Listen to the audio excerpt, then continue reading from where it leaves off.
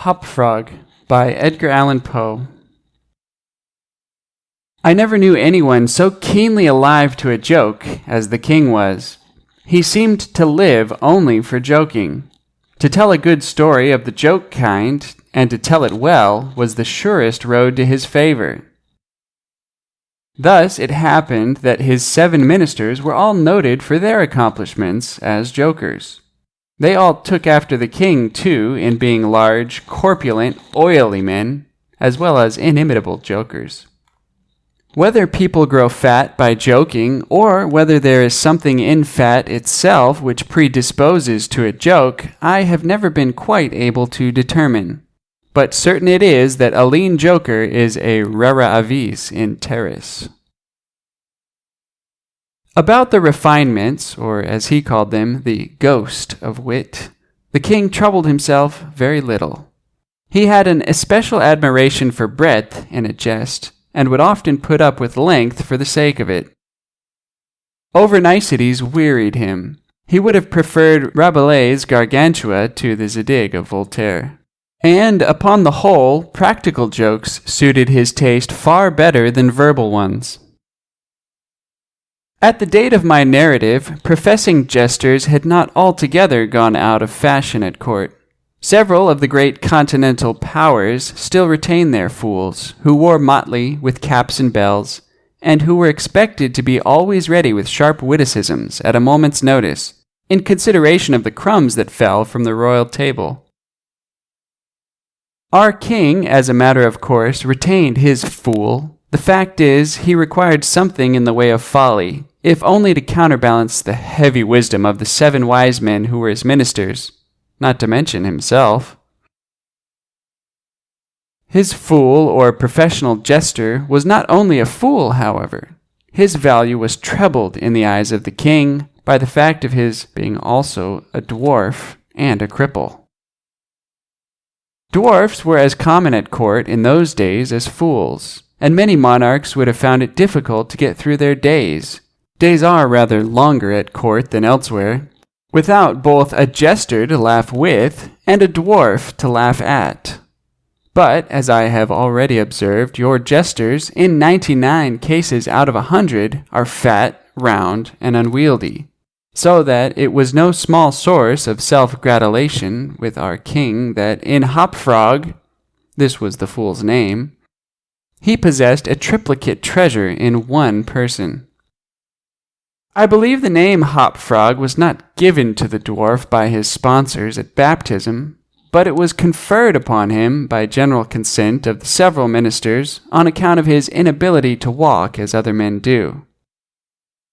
In fact, Hop Frog could only get along by a sort of interjectional gait, something between a leap and a wriggle, a movement that afforded illimitable amusement, and of course consolation to the king, for, notwithstanding the protuberance of his stomach and a constitutional swelling of the head, the king, by his whole court, was accounted a capital figure.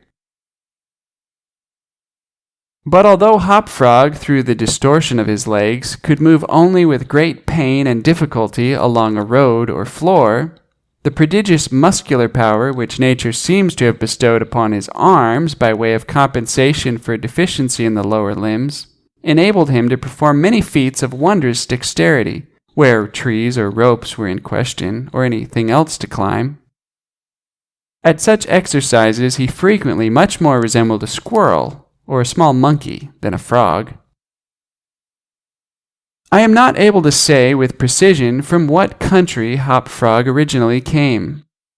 It was from some barbarous region, however, that no person ever heard of, a vast distance from the court of our king. Hop Frog and a young girl very little less dwarfish than himself, although of exquisite proportions and a marvelous dancer, had been forcibly carried off from their respective homes in adjoining provinces, and sent as presents to the king by one of his ever-victorious generals. Under these circumstances, it is not to be wondered at that a close intimacy arose between the 2 captives. Indeed, they soon became sworn friends. Hop Frog, who, although he made a great deal of sport, was by no means popular, had it not in his power to render Trippetta many services, but she, on account of her grace and exquisite beauty, although a dwarf, was universally admired and petted. So she possessed much influence, and never failed to use it, whenever she could, for the benefit of Hopfrog. On some grand state occasion, I forget what, the king determined to have a masquerade, and whenever a masquerade or anything of that kind occurred at our court, then the talents both of Hopfrog and Trippetta were sure to be called into play. Hopfrog in especial was so inventive in the way of getting up pageants, suggesting novel characters, and arranging costumes for masked balls, that nothing could be done, it seems, without his assistance. The night appointed for the fete had arrived. A gorgeous hall had been fitted up under Trippetta's eye with every kind of device which could possibly give éclat to a masquerade. The whole court was in a fever of expectation. As for costumes and characters, it might well be supposed that everybody had come to a decision on such points. Many had made up their minds as to what roles they should assume, a week or even a month in advance, and, in fact, there was not a particle of indecision anywhere, except in the case of the king and his 7 minsters. Why they hesitated I never could tell, unless they did it by way of a joke. More probably they found it difficult, on account of being so fat, to make up their minds. At all events, time flew, and as a last resort they sent for Trippetta and Hopfrog. When the 2 little friends obeyed the summons of the king, they found him sitting at his wine with the 7 members of his cabinet council, but the monarch appeared to be in a very ill humor. He knew that Hopfrog was not fond of wine, for it excited the poor cripple almost to madness, and madness is no comfortable feeling. But the king loved his practical jokes and took pleasure in forcing Hopfrog to drink and, as the king called it, to be merry. "Come here, Hopfrog," said he, as the jester and his friends entered the room. "Swallow this bumper to the health of your absent friends." Here Hopfrog sighed. "And then let us have the benefit of your invention. We want characters, man, something novel, out of the way. We are wearied with this everlasting sameness. Come, drink. The wine will brighten your wits." Hopfrog endeavored, as usual, to get up a jest in reply to these advances from the king, but the effort was too much. It happened to be the poor dwarf's birthday, and the command to drink to his absent friends forced the tears to his eyes. Many large, bitter drops fell into the goblet as he took it humbly from the hand of the tyrant. "Ah, ha, ha!" roared the latter, as the dwarf reluctantly drained the beaker. "See what a good glass of wine can do! Why, your eyes are shining already!"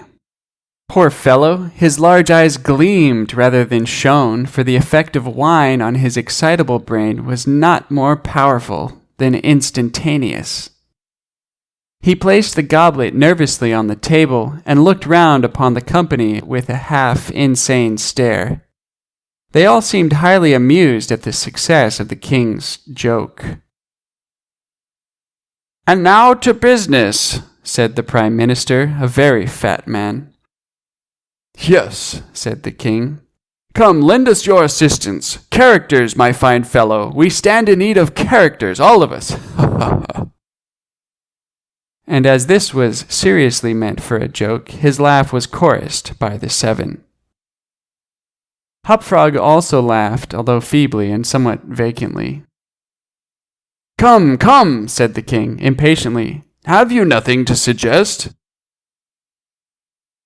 "I am endeavoring to think of something novel," replied the dwarf, abstractedly, for he was quite bewildered by the wine. "Endeavoring?" cried the tyrant fiercely. "What do you mean by that? Ah, I perceive you are sulky and want more wine. Here, drink this." And he poured out another gobletful and offered it to the cripple, who merely gazed at it, gasping for breath. "Drink, I say," shouted the monster, "or by the fiends—" The dwarf hesitated. The king grew purple with rage. The courtiers smirked. Trippetta, pale as a corpse, advanced to the monarch's seat, and, falling on her knees before him, implored him to spare her friend. The tyrant regarded her for some moments in evident wonder at her audacity. He seemed quite at a loss what to do or say, how most becomingly to express his indignation. At last, without uttering a syllable, he pushed her violently from him and threw the contents of the brimming goblet in her face. The poor girl got up the best she could, and, not daring even to sigh, resumed her position at the foot of the table. There was a dead silence for about half a minute, during which the falling of a leaf or of a feather might have been heard. It was interrupted by a low but harsh and protracted grating sound which seemed to come at once from every corner of the room. What are you making that noise for?" demanded the king, turning furiously to the dwarf. The latter seemed to have recovered in great measure from his intoxication, and looking fixedly but quietly into the tyrant's face, merely ejaculated, I? How could it have been me?" "The sound appeared to come from without," observed one of the courtiers. "I fancy it was the parrot at the window, wetting his bill upon his cage wires." "True," replied the monarch, as if much relieved by the suggestion. "But, on the honor of a knight, I could have sworn that it was the gritting of this vagabond's teeth." Hereupon the dwarf laughed. The king was too confirmed a joker to object to any one's laughing, and displayed a set of large, powerful, and very repulsive teeth. Moreover, he avowed his perfect willingness to swallow as much wine as desired. The monarch was pacified, and having drained another bumper with no very perceptible ill effect, Hopfrog entered at once and with spirit into the plans for the masquerade. "I cannot tell what was the association of idea," observed he, very tranquilly, and as if he had never tasted wine in his life. "But just after your majesty had struck the girl and thrown the wine in her face, just after your majesty had done this, and while the parrot was making that odd noise outside the window, there came into my mind a capital diversion, one of my own country frolics, often enacted among us at our masquerades, but here it will be new altogether. Unfortunately, however, it requires a company of 8 persons and—" "Here we are," cried the king, laughing at his acute discovery of the coincidence. 8 to a fraction, I and my 7 ministers. Come, what is the diversion?" "We call it," replied the cripple, "the 8 chained orangutans, and it really is excellent sport if well enacted." "We will enact it," remarked the king, drawing himself up and lowering his eyelids. "The beauty of the game," continued Hopfrog, "lies in the fright it occasions among the women." "Capital!" roared in chorus the monarch and his ministry. "I will equip you as orangutans," proceeded the dwarf. "Leave all that to me. The resemblance shall be so striking that the company of masqueraders will take you for real beasts, and of course they will be as much terrified as astonished." "Oh, this is exquisite!" exclaimed the king. "Hopfrog, I will make a man of you." "The chains are for the purpose of increasing the confusion by their jangling. You are supposed to have escaped, en masse, from your keepers. Your majesty cannot conceive the effect produced, at a masquerade, by 8 chained orangutans, imagined to be real ones by most of the company, and rushing in with savage cries among the crowd of delicately and gorgeously habited men and women. The contrast is inimitable." "It must be," said the king, and the council arose hurriedly, as it was growing late, to put in execution the scheme of Hopfrog. His mode of equipping the party as orangutans was very simple, but effective enough for his purposes. The animals in question had, at the epoch of my story, very rarely been seen in any part of the civilized world. And as the imitations made by the dwarf were sufficiently beast-like and more than sufficiently hideous, their truthfulness to nature was thus thought to be secured. The king and his ministers were first encased in tight-fitting stockinette shirts and drawers. They were then saturated with tar. At this stage of the process, someone of the party suggested feathers, but the suggestion was at once overruled by the dwarf, who soon convinced the eight, by ocular demonstration, that the hair of such a brute as the orangutan was much more efficiently represented by flue. A thick coating of the latter was accordingly plastered upon the coating of tar. A long chain was now procured. First it was passed about the waist of the king, and tied, then about another of the party, and also tied, then about all successively, in the same manner. When this chaining arrangement was complete, and the party stood as far apart from each other as possible, they formed a circle, and to make all things appear natural, Hopfrog passed the residue of the chain in 2 diameters, at right angles, across the circle, after the fashion adopted at the present day by those who capture chimpanzees or other large apes in Borneo. The grand saloon in which the masquerade was to take place was a circular room, very lofty, and receiving the light of the sun only through a single window at top. At night, the season for which the apartment was especially designed, it was illuminated principally by a large chandelier, depending by a chain from the center of the skylight, and lowered or elevated by means of a counterbalance as usual, but in order not to look unsightly, this latter passed outside the cupola and over the roof.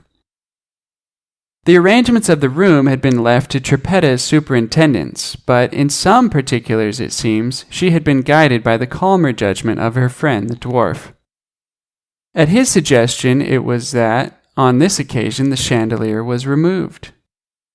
Its waxen drippings, which, in weather so warm, it was quite impossible to prevent, would have been seriously detrimental to the rich dresses of the guests who, on account of the crowded state of the saloon, could not all be expected to keep from out its center, that is to say, from under the chandelier. Additional sconces were set in various parts of the hall, out of the war, and a flambeau emitting sweet odor was placed in the right hand of each of the caryatides that stood against the wall, some 50 or 60 altogether. The 8 orangutans, taking Hopfrog's advice, waited patiently until midnight, when the room was thoroughly filled with masqueraders, before making their appearance. No sooner had the clock ceased striking, however, than they rushed, or rather rolled in, all together, for the impediments of their chains caused most of the party to fall, and all to stumble as they entered. The excitement among the masqueraders was prodigious, and filled the heart of the king with glee. As had been anticipated, there were not a few of the guests who supposed the ferocious-looking creatures to be beasts of some kind in reality, if not precisely orangutans. Many of the women swooned with affright, and had not the king taken the precaution to exclude all weapons from the saloon, his party might soon have expiated their frolic in their blood. As it was, a general rush was made for the doors, but the king had ordered them to be locked immediately upon his entrance, and, at the dwarf's suggestion, the keys had been deposited with him. While the tumult was at its height, and each masquerader attentive only to his own safety, for in fact there was much real danger from the pressure of the excited crowd, the chain by which the chandelier ordinarily hung, and which had been drawn up on its removal, might have been seen very gradually to descend, until its hooked extremity came within 3 feet of the floor. Soon after this, the king and his 7 friends, having reeled about the hall in all directions, found themselves at length in its center, and, of course, in immediate contact with the chain. While they were thus situated, the dwarf, who had followed noiselessly at their heels, inciting them to keep up the commotion, took hold of their own chain at the intersection of the 2 portions which crossed the circle diametrically and at right angles. Here, with the rapidity of thought, he inserted the hook from which the chandelier had been wont to depend, and in an instant, by some unseen agency, the chandelier chain was drawn so far upward as to take the hook out of reach, and, as an inevitable consequence, to drag the orangutans together in close connection and face to face. The masqueraders by this time had recovered in some measure from their alarm, and beginning to regard the whole matter as a well-contrived pleasantry, set up a loud shout of anger at the predicament of the apes.